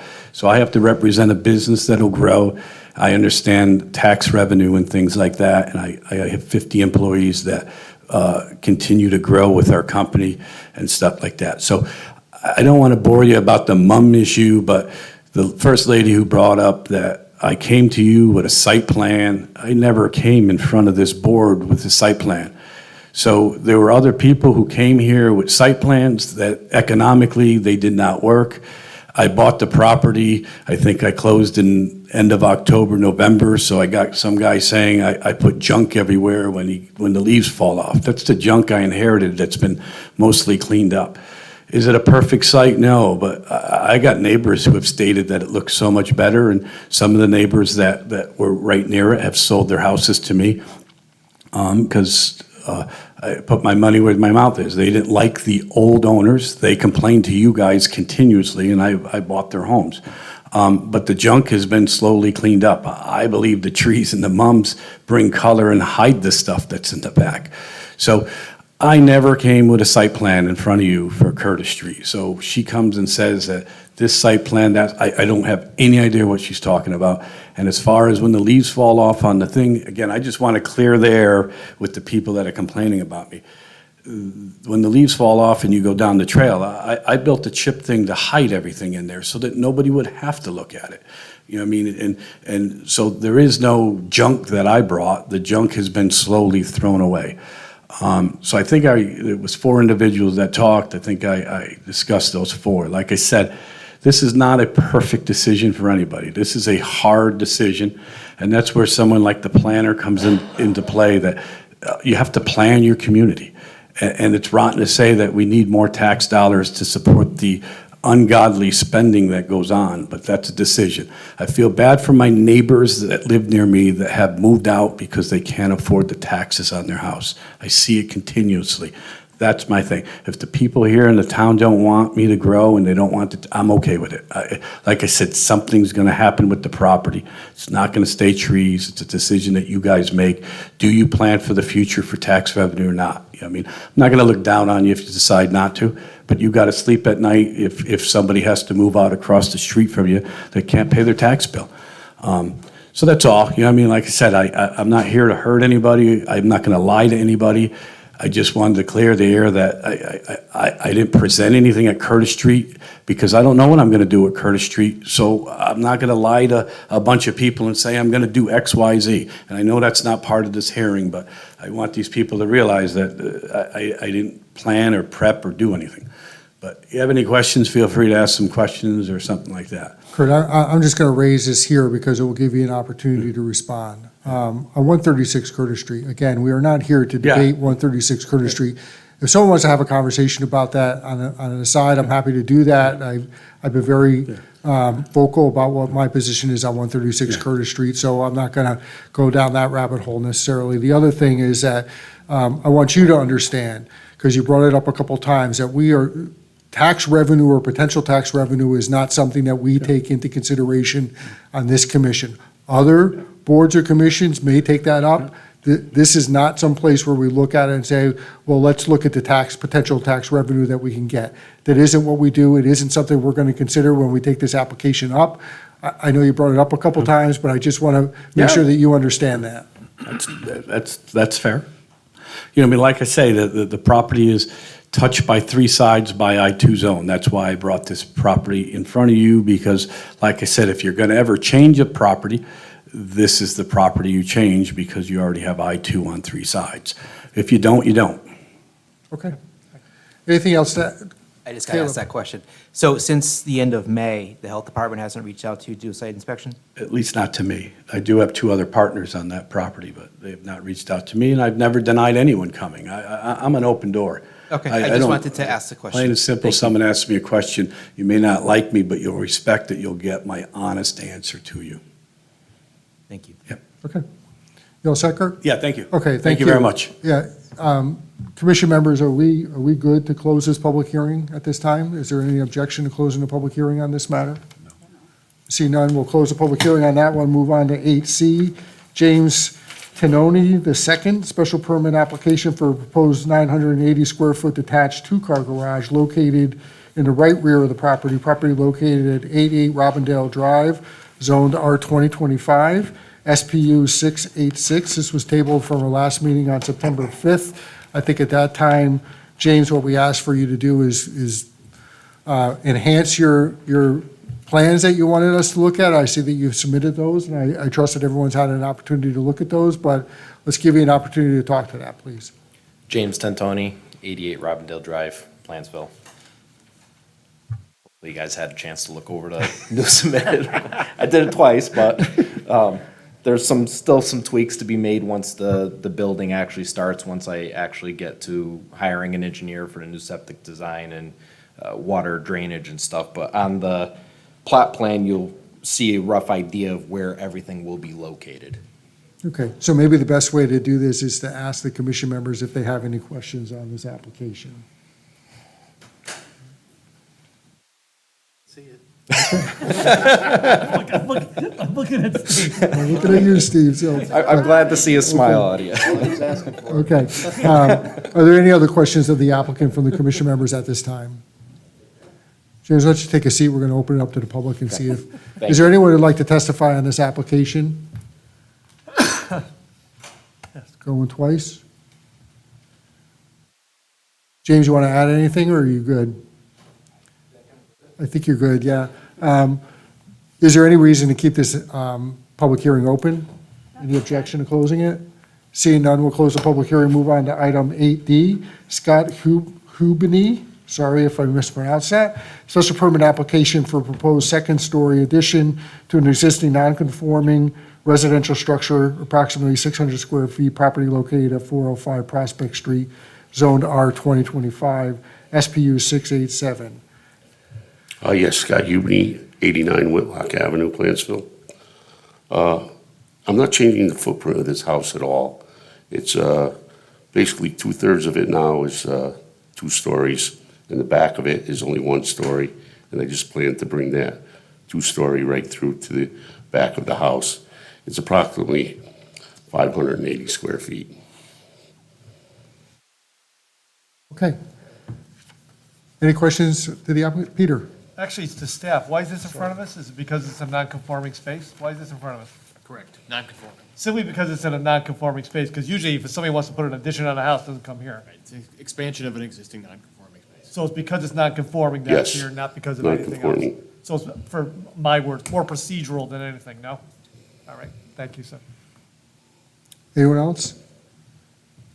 I was going to ask engineering, you had some comments that you submitted, and is there, I'm not sure if they've gotten anything back from them, or are you satisfied? It's my understanding, Mr. Judas, I'm not sure if he's involved in the project, he was going to look into a rain garden. We just asked if the applicant would consider, for MS4 standards, just creating a rain garden for the runoff for the roof drainage.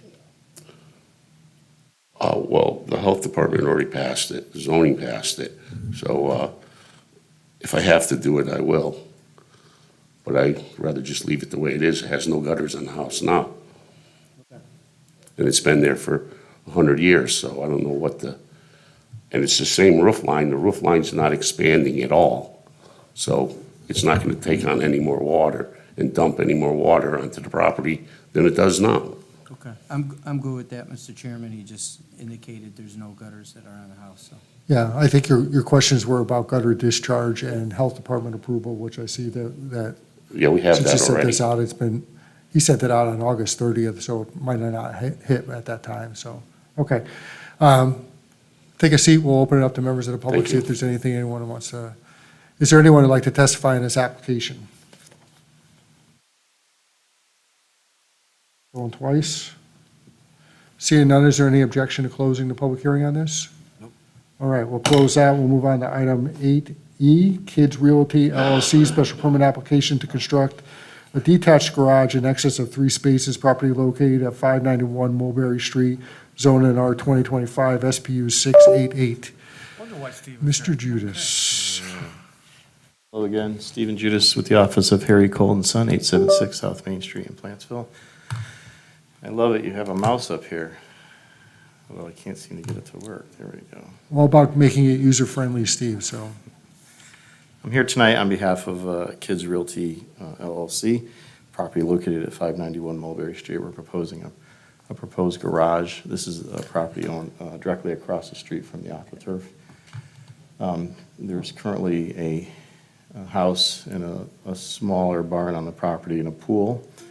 And we're proposing the purple structure as our proposed garage. It's a 3-acre parcel. It's It's actually just shy of 3 acres, otherwise it probably would have fallen into the farm category. So because it's not, our garage/barn requires a special permit by this commission. I did talk to Chris Calvanese, who is the owner of the property, and he gave me an image of what he's trying to, he did say he wanted to put a cupola on it, but it's going to be a very nice structure that matches the existing home, and we think it would, you know, it's up in the back.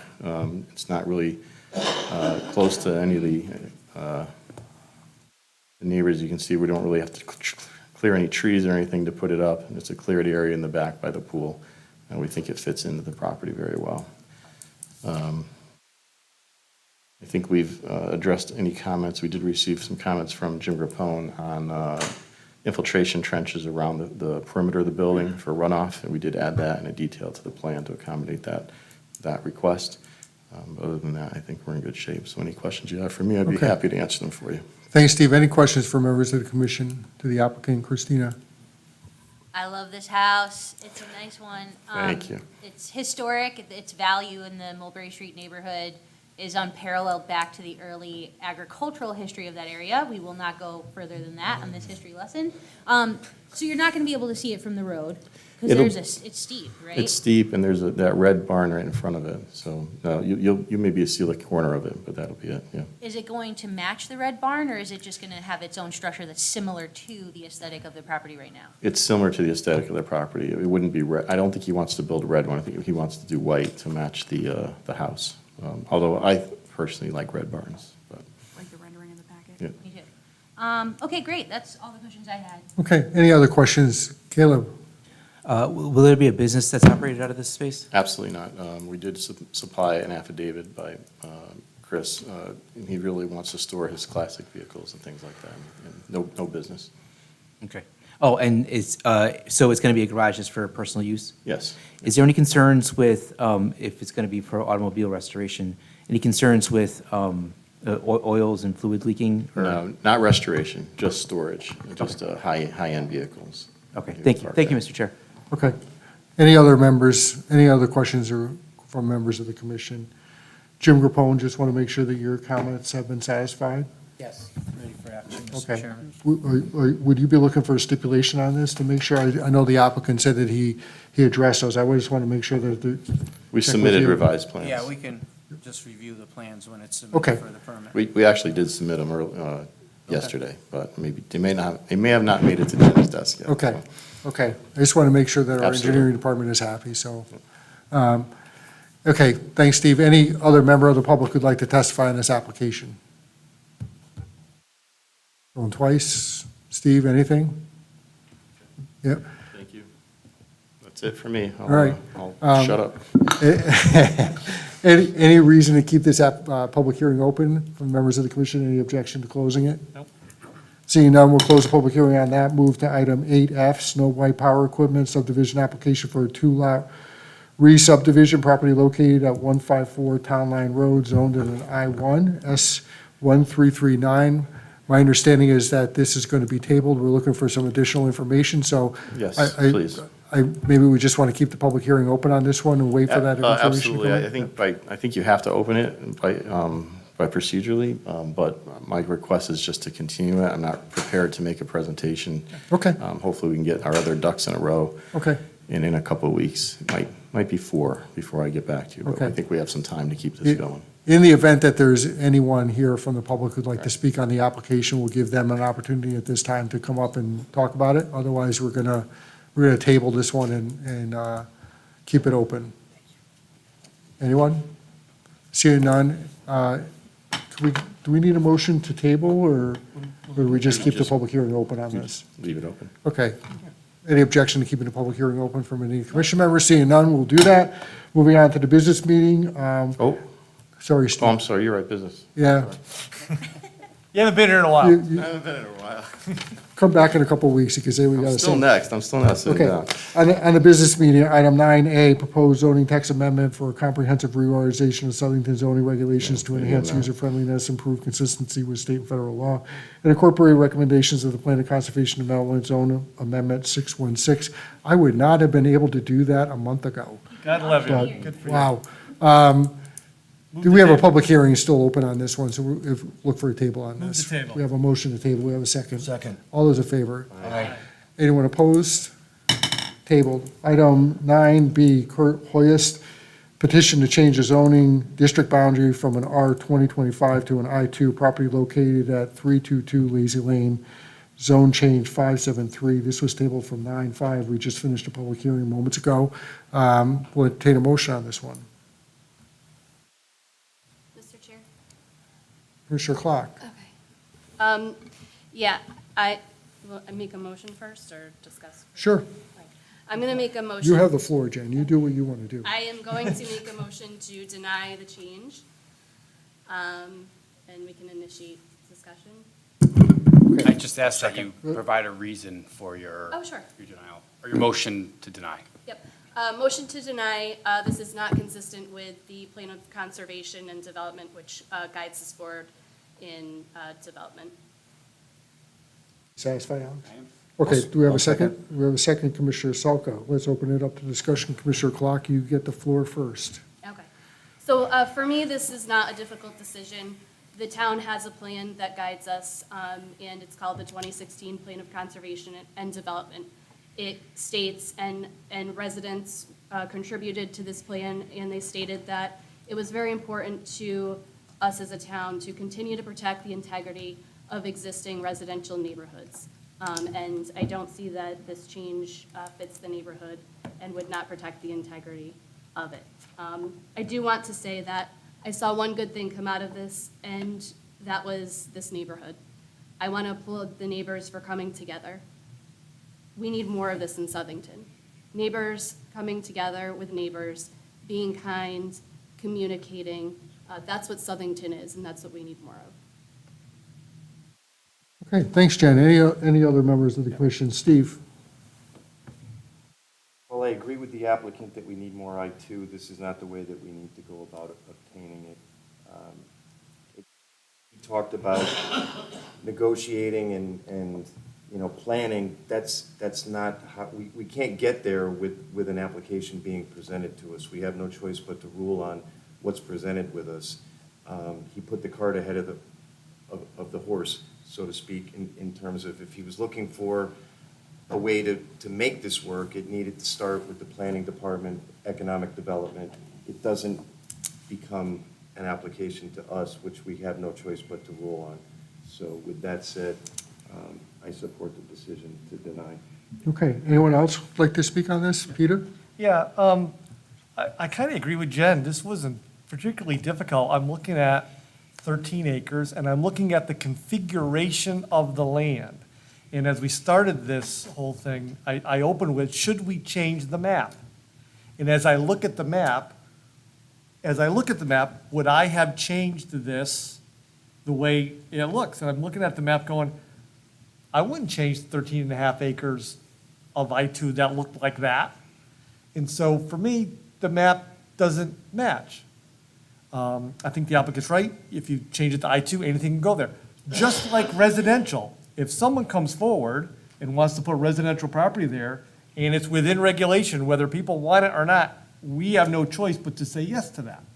Because it's within regulation. If somebody wants to build houses there, they can. So just for public consumption, and we have nothing to say about it if it's within regulation.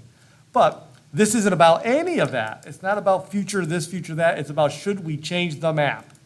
And as I look at the map, I see no reason right now to change this map. I think the map's fine the way it is. So I agree with Commissioner Clark and Commissioner Woloski. Okay, any other member of the commission like to speak at this time? Going to what Peter just took my thunder, so. Sorry. He does that every once in a while. I know. I only So got I'll two- I only withdraw got my two thought. min- I got 2 minutes left. to Thank you, be here. Peter. After tonight, we're still here. Anyone else? All right, before we call for a roll call, I'll just mention a couple of things. Jen, you hit the nail on the head as usual. The Plan of Conservation Development is a document that we're required by the state to go through every 10 years. Ours was last updated and approved by this commission in 2016. That designated this property as R 2025.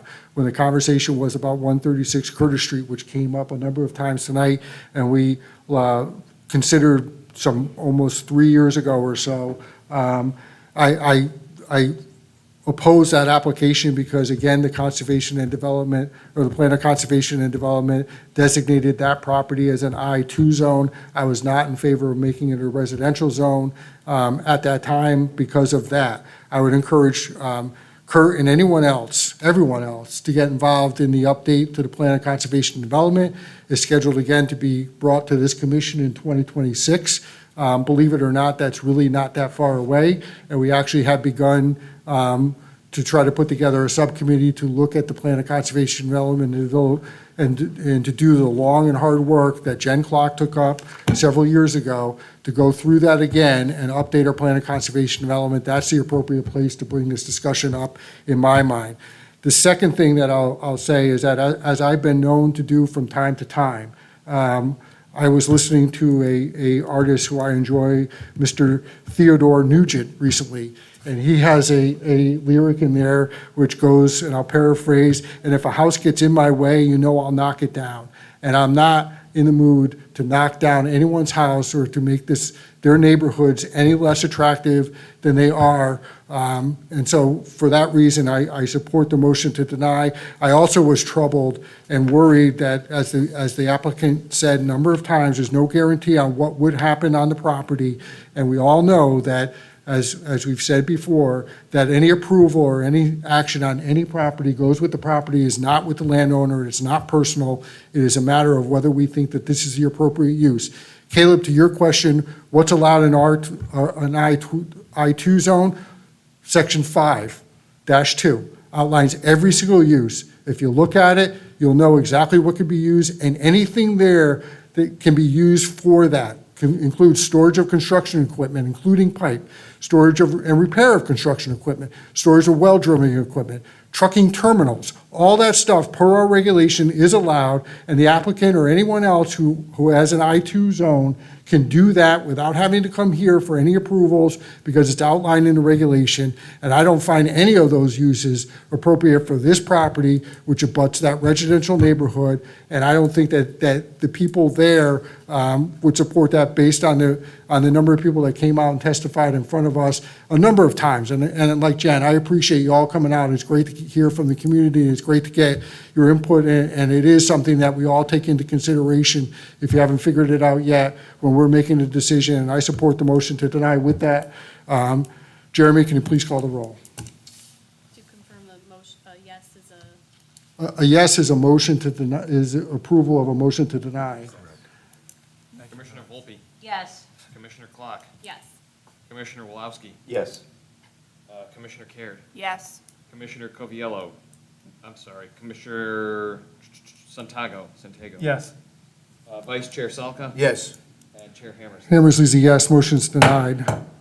Moving on to item 9C, James Tenoni, the second special permit application for proposed 980-square-foot detached two-car garage located in the right rear of the property located at 88 Robindale Drive, zoned R 2025, SPU 686. Do we have a motion? I'll make a motion to approve SPU number 686. We have a motion, Commissioner Wolowski, second. Second. Commissioner Keard. Is there any discussion on this? We got a rendering. We got a rendering. I'd just like to thank the Thank you. applicant for his indulgence of myself. It's all of us. It was nice to see that. You're a valued member of this team, Steve, so any other discussion from members of the commission? Jeremy, can you call a roll, please? Commissioner Volpe, Yes. Commissioner Clark, Yes. Commissioner Wolowski, Yes. Commissioner Caird, Yes. Commissioner Santago, Yes. Vice Chair Salka. Yes. Chair Hammers. Hammersley's a yes, motion passes, approval passes 7-0. Moving on to item, congratulations, best of luck. Item 9D, Scott Hubney, I still can't pronounce it, I apologize. Hubney, special permit application for a proposed second-story addition on an existing non-conforming residential structure, approximately 600 square feet, property located at 405 Prospect Street, zoned R 2025, SPU 687. Do we have a motion? I'll make a motion to approve SPU 687. Commissioner Volpe with a motion. Do we have a second? I'll second that one too. Commissioner Kieran, there you are. You're stepping up just like you did last time. Good for you. Is there any discussion on this? Anything? Jeremy, you want to call the roll, please? Commissioner Volpe, Yes. Commissioner Clark, Yes. Commissioner Wolowski, Yes. Commissioner Keard, Yes. Commissioner Santago. Yes. Vice Chair Salka. Yes. Chair Hammersley. Hammersley, yes. Motion passes 7-0. Item 9E. Thank you. Best of luck. Item 9E, Kids Realty LLC, special permit application, to construct a detached garage in excess of 3 spaces, property located at 591 Mulberry Street, zone R 2025, SPU 688. Do we have a motion? I'll make a motion to approve SPU 687, 591 Mulberry Street. All right. Got a motion for Commissioner Volpe. Do we have a second? What's the number again? Can you confirm? It says 687 on the website. No, it's It's 5, it's 591 Mulberry Street. SPU. SPU. Oh, 688. Oh, then the website's wrong on the Town of Okay. Southington website is incorrect, for the record. You have a motion to approve SPU 688. Okay. Correct. Thank you, Mr. Chair. Okay, we have a motion. Do we have a second? Second. Commissioner Santago with a second. Is there any discussion on this? Seeing none, Jeremy, you can call the roll, please. Commissioner Volpe, Yes. Commissioner Clark, Yes. Commissioner Wolowski, Yes. Commissioner Keard, Yes. Commissioner Santago, Yes. Vice Chair Salka. Yes. Chair Hammersley. Hammersley's a yes. Motion passes. Congratulations. I know you do a good job, as always, right? Item 9F, we're looking for a table on this. Can we get a motion to table? Mr. Chairman, I'll make a motion, we table S1337. We have a motion. We have a second?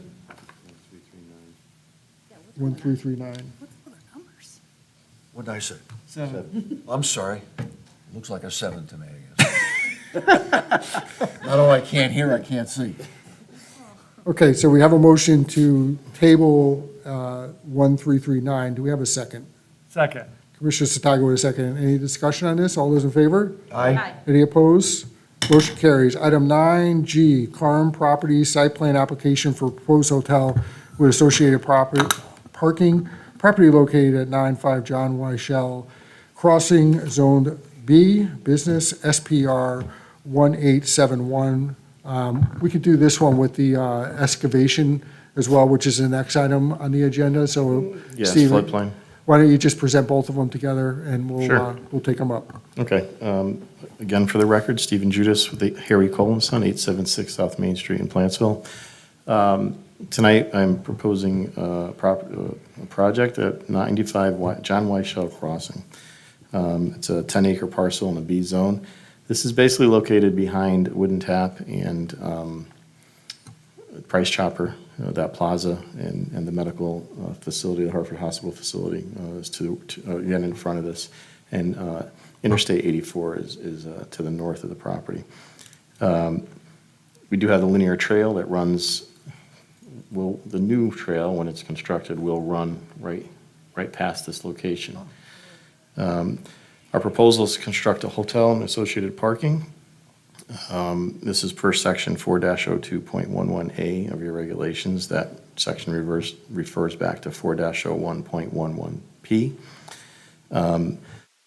Our proposal is it's a 12,390 square foot building footprint, 45,000 total square feet, a 4-story hotel. We did go before the Zoning Board of Appeals for our height and story variance. It was granted Appeal 6627. The applicant really did not want us to have any negative environmental impacts to the wetlands or buffers or floodplains, so he wanted to go up instead of out, and that the ZBA agreed with that approach. This site has been before you for many different applications. A lot of things have been approved here, but they've never really put the shovel in the ground to get things going. This applicant seems pretty serious to move this forward. They've already done boring tests out there to make sure they can do what they want to do. There's sewer and water available already in John Weichel Crossing. Now, that road was improved a number of years back in anticipation for the development of this property. As part of our application, as you can see, we have the hotel, we have a sidewalk that circles the property, parking associated all the way around. We also, the applicant's added request from staff was to designate some linear trail parking that will be signed for linear trail parking. So this row of parking here is kind of excess parking just purposely for linear trail, and there were some handicap spaces there as well. So we thought that that was a nice addition to the proposal. We have a detention basin that, again, it's located in this vicinity. Wetlands are kind of out on the perimeter of our site. So we were able to do this without really any negative impacts. We have the floodplain line currently is in this location, and this line that comes down through here, and then the red dashed line is the new floodplain. And what we've done is we've compensated that flood for the compensation through excavation in the detention area. So we're lowering a couple areas of the parking lot, and we're also digging out the area of the detention basin to provide that floodplain compensation, which is required as part of your requirements. And I have that number for you somewhere in my notes here. We're going to create an additional, we're filling 305 cubic yards, and we're providing 646 cubic yards. So we're more than doubling the floodplain compensation on the property on top of the detention system that we're proposing. We did receive comments from staff. We went through and revised the plan accordingly. We have a very detailed erosion sedimentation control narrative and detail sheet that goes along with the construction plans. We have a landscaping plan and a lighting plan. We don't have any, we have full cutoff fixtures throughout the site. We don't have any wash or encroachment of our light past the property lines. And we think that we're happy to see this site finally being developed with something positive. So with that, I believe we've addressed all of our comments. Staff can comment. I don't want to speak for them, but I think we're in pretty good shape with this one. Okay. So any questions for me, I'd be happy to answer. Thanks, for you. Steve. I'm going to turn to staff and Jim and Jeremy. I know that you're relatively new here. There was a memo that was circulated by Dave prior, which you now take ownership of. I just want to make sure that all your concerns were addressed before we do anything on this, for both the planning and the engineering department. Can't recall, Steve, on a generator, was that going to be provided? We did propose one. Yep, we added a generator pad to the plan. Yeah, the town manager is very supportive of hotels having generators, especially in the weather we've been having lately. I also want to thank Mr. Judas and the applicant for providing the parking along the trail there. That's going to be a nice feature to this project. Thank you. Okay. Jeremy, you all set? Yep, we're all Okay, set. okay. Any other members of the commission have any questions of the applicant? Peter? Steve, on the blueprint, help me understand, because I can't really see it here, and maybe you could help me too. On the top part where the parking lot is, on the print that I have some lines going across, parallel lines, and the parking lot kind of goes into those lines. So can you describe what that is, the lines going across? You're referring to this up in this area? Yeah, across there. So, because it looks like the parking lot goes into those lines. So those lines represent what, and why do I go over that? So there's a couple different things going on there. Some of the lines that are depicted are the required building setback line. I believe it's can't really read it, but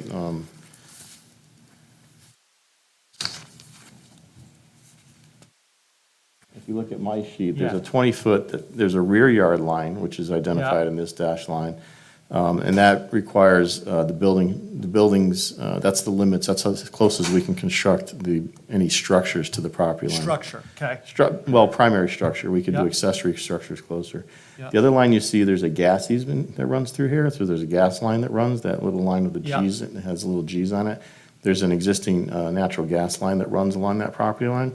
And there is also, not on this, but on your plans that you have, there's actual lines for an easement that run along that property line Yes. for the gas line.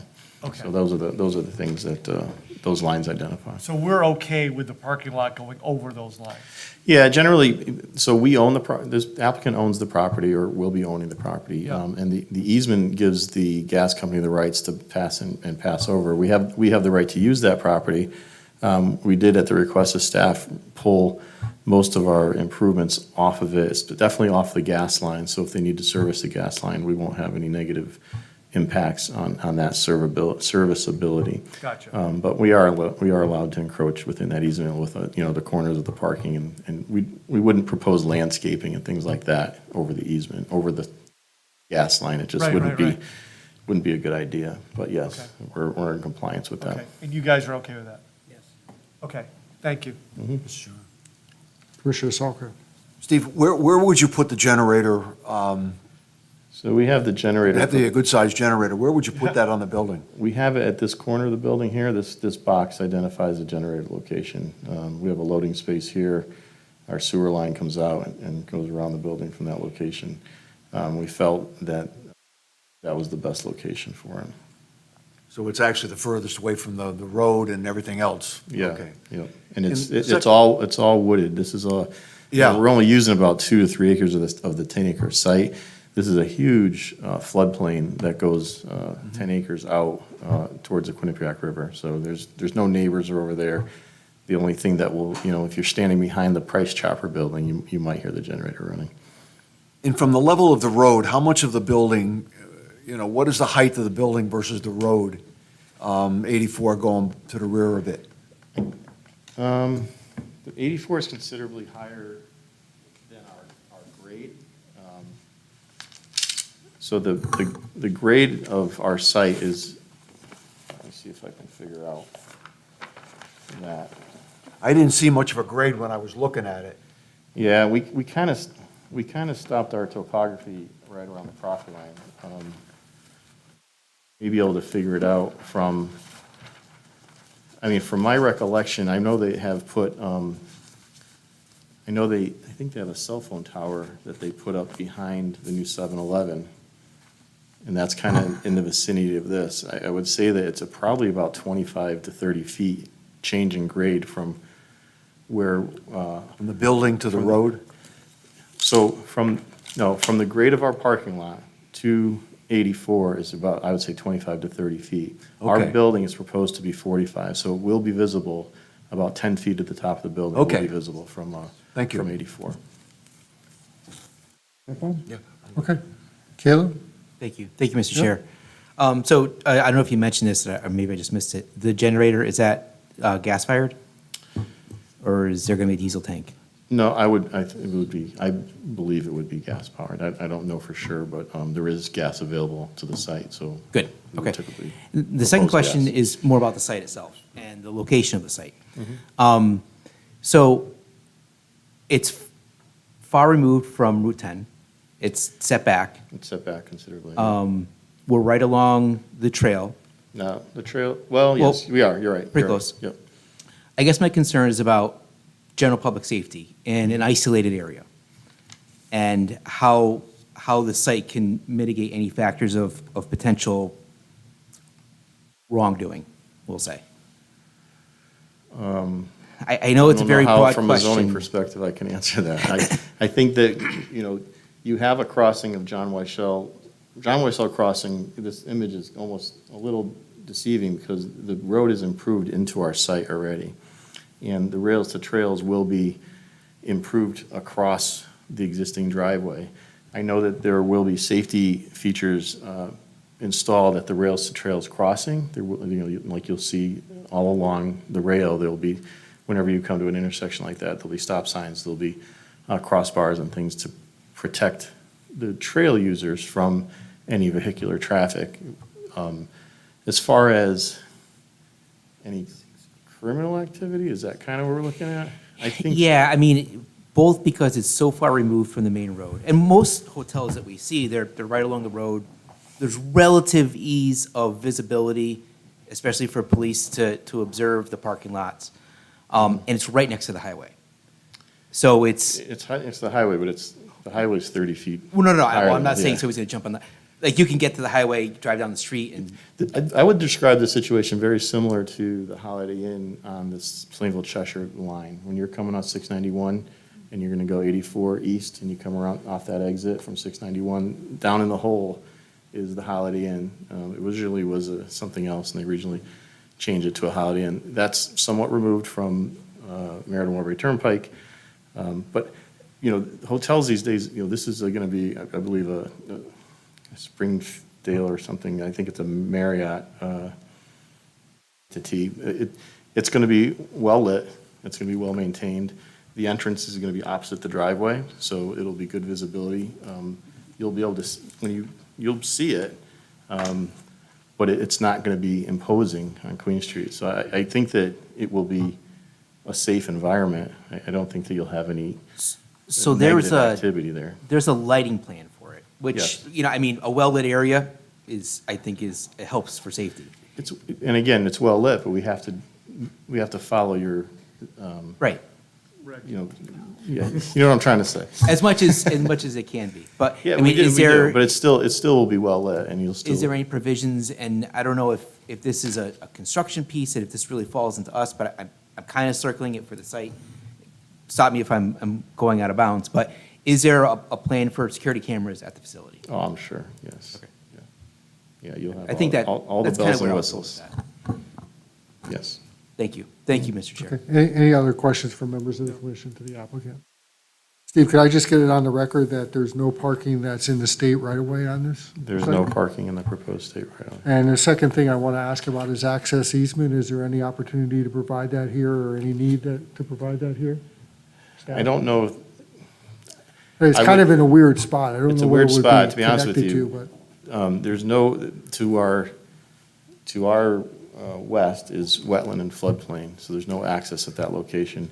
The rails to trail completely comes across our frontage, and then it intersects 84. So there's really no place, and then there is one small parcel, but it's on the other side of the rails to trails. So to have an access, they already have access off John Weichel, so I just don't think it fits here. Okay. Any thoughts from staff on that? No, I would agree, and I think the parcels Steve's referring to on the other side is mostly wetlands also. Yeah, there's a small buildable area, but they have access to John Weichel, but I think generally your cross access easements are for heavily traveled. If this was right on Queen Street, yeah, you know, I get it. But here, it is remote. You're not gonna have that type of turning movements generated from this right along our property line. I Okay. think that you'll be okay. Just wanted to ask, I appreciate the response. Is there any other questions from members of the commission on either the site plan or the floodplain filling applications? Anything else, Ed? Just that we did get a favorable review from the Conservation Commission from our wetland application and our floodplain. So, Okay. Looking at a note about the water department, yeah, we did receive just some minor comments from the Water Department. We addressed those and sent those plans back already. Those have been addressed. okay. It might be worthwhile for us to stipulate that those get addressed as part of the approval on this. That's fine. Yeah. I don't personally Okay. like that, but you can go ahead if you want. Just cross my Ts and dot my Is, Steve, you know? I know. Anything else from members of the commission on this? Do we have a motion on item 9G, which is the site plan application?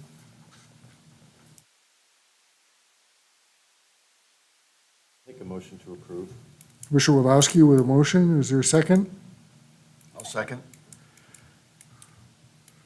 Soka, I'm giving it to you. You only got 2 more meetings after this, so. Is there any discussion on this for members of the commission on the site plan? Christina? I may just suggest one thing. Yes.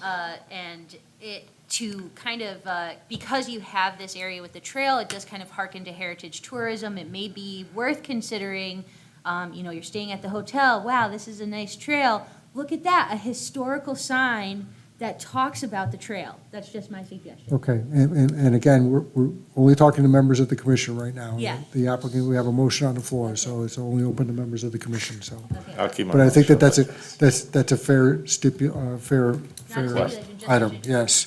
Thank you. Again, on this one, I'm just reminded is, do we want to put a stipulation on this, that water department has approval on this, or are we comfortable with it just, or engineering department? You'll look at that. The applicant said they would check into it also. Okay. Jen, do you want, or it wasn't Jen, it was Steve Pulowski who, you want to put a stipulation on there incorporating the water department? Yes, I'd like Please. to stipulate that water department comments are adhered to. Commissioner Salka, you Yes, accept that as agreed, yes. a favorable, yeah? Okay, so we have a motion with a stipulation in front of us right now. Any other discussion from members of the commission? Seeing none, Jeremy, can you call the roll, please? Commissioner Volpe, Yes. Commissioner Clark, Yes. Commissioner Wolowski, Yes. Commissioner Caird, Yes. Commissioner Santago, Yes. Vice Chair Salka. Yes. Chair Hammerstein. Hammers is a yes. Motion passes 7-0. Item 9H. Thank you. Yep. Current Properties floodplain filling application for proposed grading within a flood zone in association with proposed hotel parking. Zone B, FF 274. Do we have a motion? Mr. Chairman, I'll make a motion, we approve FF 274. Motion, do we have a second? Second. Is there any discussion from members of the commission on this? Seeing none, can you call the roll, please, Jeremy? Commissioner Volpe, Yes. Commissioner Clark, Yes. Commissioner Wolowski, Yes. Commissioner Caird, Yes. Commissioner Santago. Yes. Vice Chair Salka. Yes. Chair Hammersley. Hammers is a yes. Motion passes 7-0. Congratulations. I'm off on my agenda Yeah. timing, I guess. Thank you very much for your time and You're consideration 2-0 today. right now, so. Thank you. Item number 10 under administrative items. Is there anything from members of the commission on this? Jeremy, anything? I have nothing. I'll just use this as a brief opportunity to thank Dave LaValle for the servicing us in the stead of us getting a new town planner. Dave has done an admirable job. He's actually quite an expert at this transition thing. I think that we were talking to him earlier today. This is the 8th time that he's done it since he's been with the town. So he's quite the expert. I just want to publicly thank him for helping to guide us and do all the things that we need to get done in for our meeting. So item number 11, we're looking at a proposed meeting agenda for 2024. Again, this will continue the schedule that we have set for as long as I've been here, which is the first and second Tuesday of every month, with the exceptions of July and August and December. We don't have a municipal election coming up, so we will have 2 meetings in November for 2024. If we can get a motion to approve that? A Thursday. There's a Thursday on here. We have a Thursday. Is there? October October 17th, meeting to be held on Thursday. So What? if I may, Mr. Chairman? Yep. The reason for that is that the town council will be in this room on the 15th, which is the Tuesday, and the Democratic Town Committee will be in this room on that Wednesday. So that's why you see October 17th on that. No, that's a first. What are you guys doing? We're getting bumped by a political party. I don't know how that happens. We're bringing that to our attention, Kat, but maybe you should talk to your folks and see, that's all right. On my face. Yeah, with, I'm okay with that Thursday. I've got no plans. Okay, so we do have a Thursday on there, so there is one exception to what I stated earlier, but if we can get a motion to approve this proposed schedule. I'm not going to be here, so sure, I'll make a motion. I wasn't going to make a motion. I think what will happen is that when the new commission gets seated, I think that we'll bring this up and see if there's any objection to that. But I think for now, we need to get it filed so that we can get plans made, so we don't get the Democratic Town Committee bumping in here again saying, hey, we want to take it up on that Tuesday, so. I had to take the opportunity, folks, I apologize, but, okay, we have a motion, do we have a second? Second. Commissioner Clark with a second. Is there any further discussion on this? All those in favor? Aye. Any opposed? Motion carries. Item 12, receipt of new applications. Jeremy, anything? Nothing. All right, look for a motion to adjourn. So moved, Mr. Chairman. Commissioner Soka, we have a second. Second. Commissioner Keard,